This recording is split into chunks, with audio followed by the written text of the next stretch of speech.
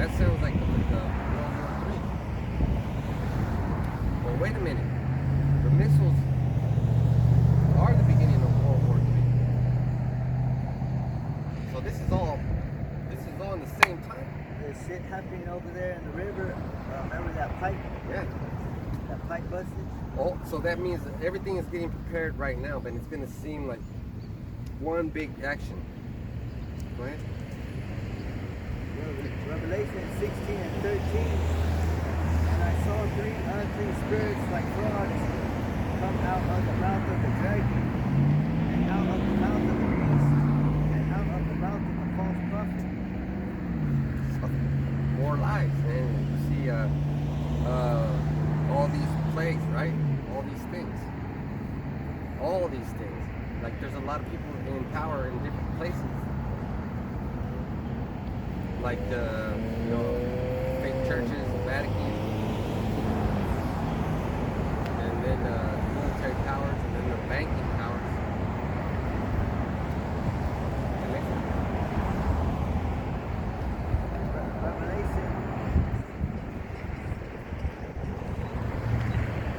Revelation 16 and 14. For they are the spirits of devils, working miracles, which go forth unto the kings of the earth and of the whole world to gather them to the battle of great day of the Most High Almighty. So they're gonna say simultaneously. They're gonna be like, look, we're gonna give you some money. You guys fight. You know, you guys fight. This fight. This fight that we're gonna fight. Yeah, Revelation 12 and 7. Because we need more warriors. We need more people. This is playing out like a beautiful play. Revelation 16 is bad. You know, I was watching Apostle Tahar's video a little late, but Revelation 12 and 7. And there was war in heaven. Michael and his angels fought against the dragon. And the dragon fought and his angels. so there's a war that they were talking about in Revelation 16. Let's go back to Revelation 16. And I think we're at 15.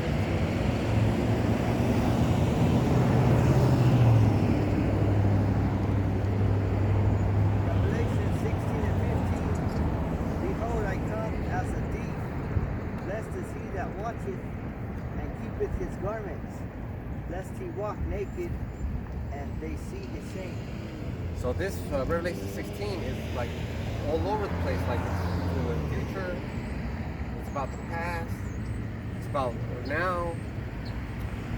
Because that one is talking about now. We got to keep our garments, and the only time we have our garments is right now. So the garments really represent the Holy Scriptures and how we deal with it.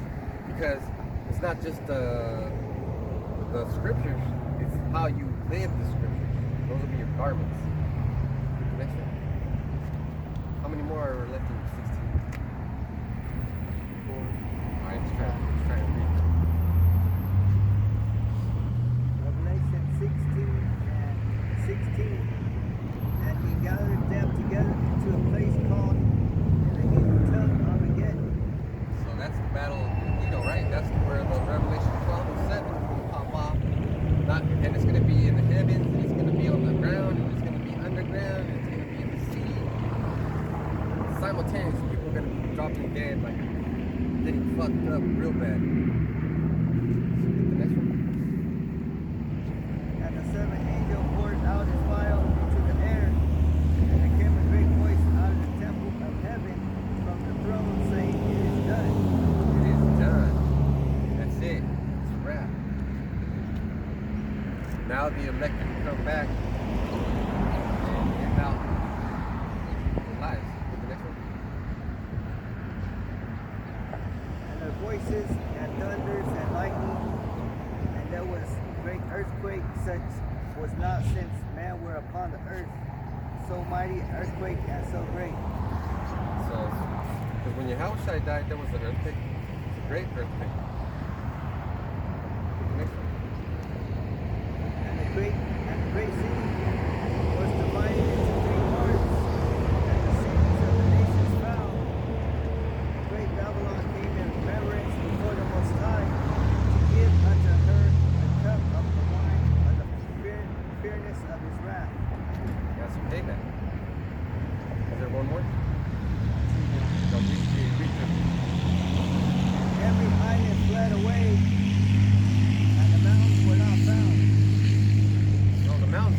governments. No governments was, just our government. Right? And there fell upon man a great hail out of heaven, every stone about the weight of a talent, and man blasphemed the Most High because of the plague of the hail, for the plague thereof was exceeding great. So, that was the last plague, but that would be, and then we come back and start getting, slaves and all that stuff, and we're gonna make the elite clean up all the dead bodies and shoo the birds away. So everything was in order. That hail was to take care of a bunch of stuff. It's gonna be bad because after what happens is, let's say you want to polish something off, because the hail will polish. It's like a polisher. It hits the dirt. Have you ever seen hail? Like it'll hit the dirt and it'll make like a little indentation. Especially a big one like that, a big hailstorm, and it'll make it nice and smooth. Basically, stomping it out, like stomping the fire. But yeah, that was my lesson. We're gonna get help from all these things, all these plagues, from the one who created heaven and earth.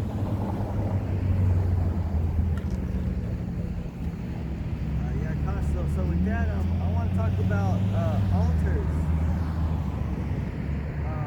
And an altar, if you don't know what an altar is, I got the definition and the etymology. An altar is where you give sacrifice to gods. Burnt offerings, and it's where you worship. It's a table. It's like a table, where they put in the church, where you could go and worship the God, the God of that altar. Because in the ancient world, let me just get a picture of what an altar looks like.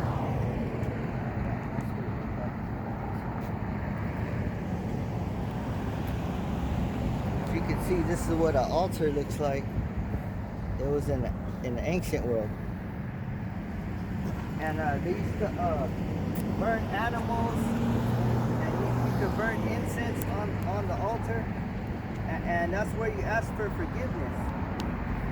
But the thing is, there's different altars, different altars for different gods. Like, for example, there's an altar called the altar of Baal. Mm-hmm. And the altar of Baal, they didn't only have an altar, they had a temple, And there's the temple. Those look like columns. The temple of Baal. And those columns are like remember the Civic, when we were at the Civic? Those witchcrafts. And if you look over there, that abandoned building has sort of the same type of architecture design, because it has that building in the back and then it's supported by the front of the village. Yeah, so that's what the altars were in the ancient world. So today, we don't have altars, but we have something similar. Like, in your house, people will put up paintings. They'll put up candles. That's kind of like an altar, because that's a material that you're using to connect with that God. In our home, we have a desk, and that's where I put my menorah. And in the menorah area is pictures of, my wife and then my kids, and that's our little place. Yeah, so when you bow down to the altar, you're bowing down to that God, So first we get Deuteronomy 7 and 5. Deuteronomy 7 and 5. But thus shall ye deal with them. You shall destroy their altars and break down their images and cut down their groves and burn their graven images with fire. So this was back in the ancient world, and whenever we took over a land, we were supposed to break down the altars, you know, the altars of the other gods. And kick people out. Yep.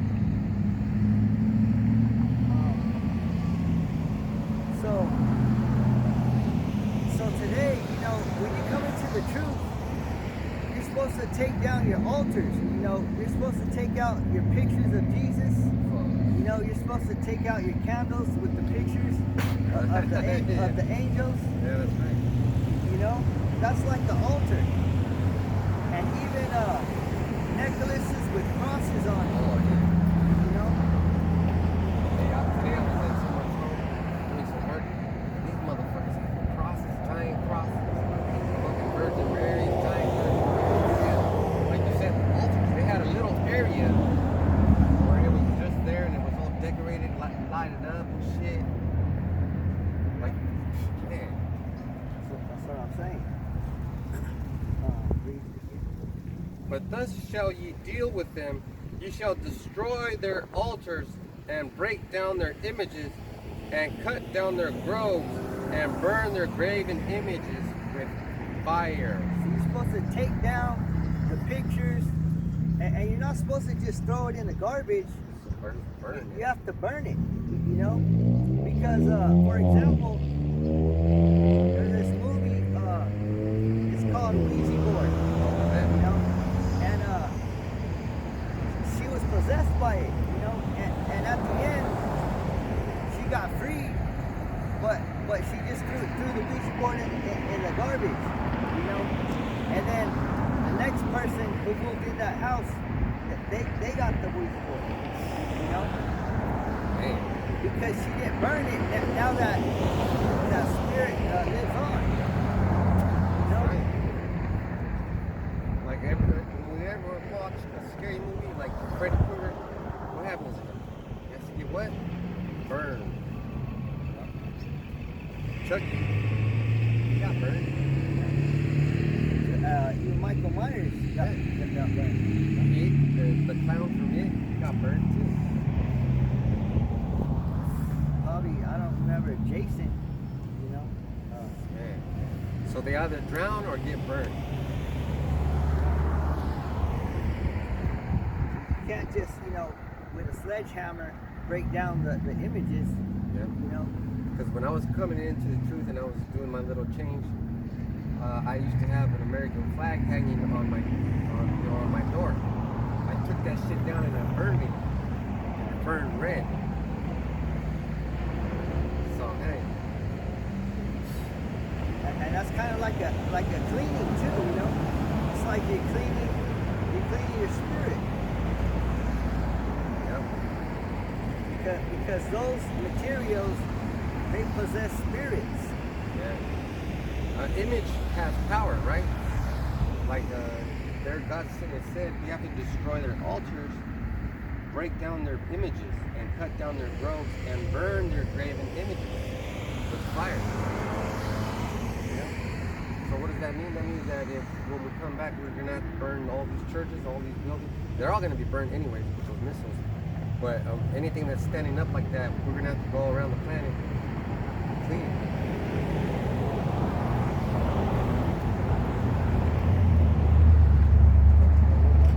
Leviticus 26 and 1. Leviticus Brother said the images.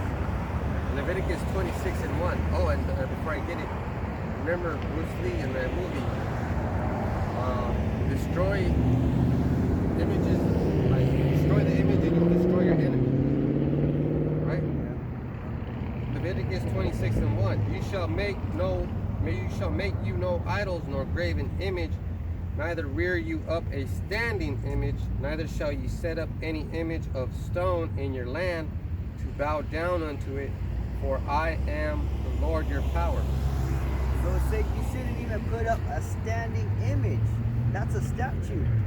You know, in these churches, what do they got? Standing images. And I got a picture of it's called Christ the Redeemer. Have you seen it? Oh yeah. This is it's called Christ the Redeemer, and it's a big statue in Brazil.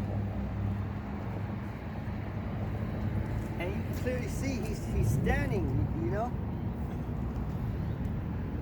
And everybody's gathered around this statue to praise it, you know. They're thinking that this is the Lord. So we'll go to Judges 6 and 25. Judges 6 and 25. And it came to pass the same night that Yahweh Shai said unto him, Take thy father's young bullock, even the second bullock of 7 years old, and throw down the altar of Baal that thy father hath, and cut down the grove that is by it. So this is the prophet of Gideon, and Yahweh Shai told him to throw down the altar of Baal. And throw down, you know, it sounds like, you know, when the Jakes say throw down, that means to fight, right? So we're supposed to fight it out with these other gods. And keep going. Then Gideon took 10 men of his servants, and did as Yahweh Shai had said unto him. And so it was, because he feared his father's household and the men of the city, he could not do it by day, that he did it by night. Was that 26? Yeah. Want me to read 26 again? Yeah, read it again. 26. Alright, I skipped one. It was 26, right? Judges 6 and 26. And build an altar unto Yahweh Shai thy power upon the top of this rock in the ordered place, and take the second bullock and offer a burnt sacrifice with the wood of the grove which thou shalt cut down. So after Gideon, after he took down the altar of Baal, he set up another altar, the altar of Yahweh Shai. You know, and that's what we're supposed to do, is take down all these pictures and images in our house and set up, you know, a righteous altar. And when we could burn our incense, frankincense and myrrh.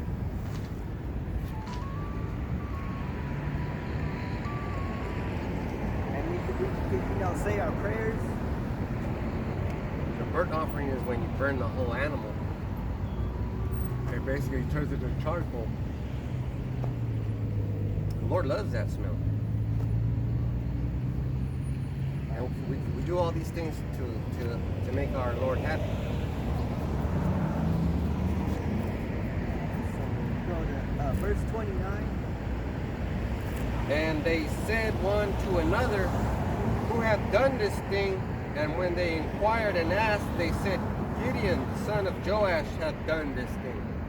Right, so all the people in the city, after he took down the altar of Baal, they were like, who did this? Because nobody would take down an altar, you know, or destroy an altar. Like right now, nobody would come out here and do this, you know? It's hard.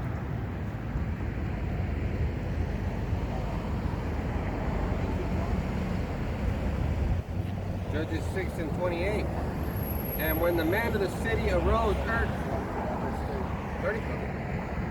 Judges 6 and 30. Then the man of the city said unto Joash, Bring out thy son, that he may die, because he had cast down the altar of Baal, and because he had cut down the grove that was by it. So they wanted to kill him because he took down the altar of Baal. You know, just like right now, we're taking we're taking down these altars, like we're going against Jesus, you know, and they want to kill us for that. You know? It's so fucking funny. So funny. Because they look at us like, Devils, like yeah, like we're the devils. devils, you know? See, Esau has got our people so fucked up and tuned up into his own frequency. They don't want it. They don't want to be saved. That's why they're gonna get fucked up. That's why they need missiles.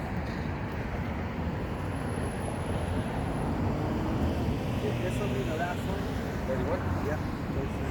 And Joash said unto all that stood against him, Will ye plead for Baal? Will ye save him? He that will plead for him, let him be put to death, whilst it is yet morning. If he be a god, let him plead for himself, because one hath cast down his altar. So the father of Gideon, he said, are you going to plead for this god, Baal? You know, he said, let this god plead for himself. You know, if this god Baal is a god, he should be able to speak for himself. You know? And if he got a prophet to speak for him, you know, let that prophet rise. But no. And that makes another point too, because it says right here, if he be a god, let him plead for himself. Right? Like the brother said. So guess what? Yahweh Shai is a god, and he's pleading with these people by us. Yeah, just like Gideon, you know, he destroyed the altar of Baal, and what's Baal gonna do? He ain't gonna do nothing because he don't exist. Can't do nothing. You know, that's why he said, let Baal plead for himself. You know, why should the men of the city defend Baal? And why should you defend a fake God? Yeah. And guess what? Most of our people defend fake Jesus. Coming up here talking shit. You guys are the devil. You guys are racist. You guys are preaching hate. Well, then kiss my ass and keep it moving. Yeah, I'm not gonna beg or I'm not gonna try to convince you of anything. If I think you're a fool, I'm gonna talk to you like a fool. You know? I'll tell you something that you want to hear. I'll be like, yeah, you know, God's gonna save everybody. And I think that's right. And then I'll question it. Because right here it said that it's almost like identical to what they do. Verse 30 says, Then the men of the city said unto Joash, Bring out their son, so that he may die. Like basically, they don't want to hear it so bad. They want to keep doing their wicked things. Let's kill these guys instead.